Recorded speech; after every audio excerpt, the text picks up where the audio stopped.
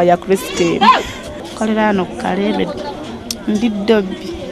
Otandika ddi omulimu guno? Omwaka guno nagutandika 2012.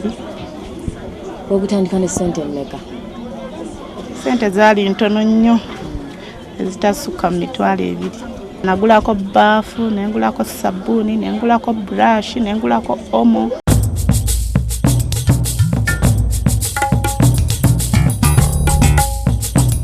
Sobola okwoza engoye 30 oba 5 kisinziira buli lunaku eriyo lwe zikendera eriyo lwe zeeyongera n'enjoza n'ekikumi. Singa njoleza abavubuka nekyansikiriza okukola omulimu guno kubanga kapito w'omulimu guno yali mutini.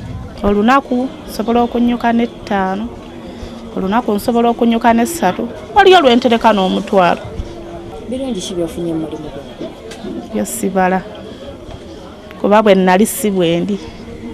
Abandabako nga ntandika nali kakyala katini, kati ngeze nali mpangisa bupangisa akayumba mwe nali nkolera kati nakeegulira kange.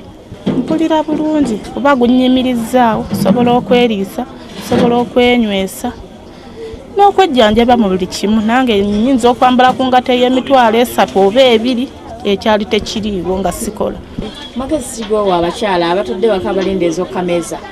Ate abo bali ku buzibu, balina osituka balwane bakole kuba akameeza tekakyamala.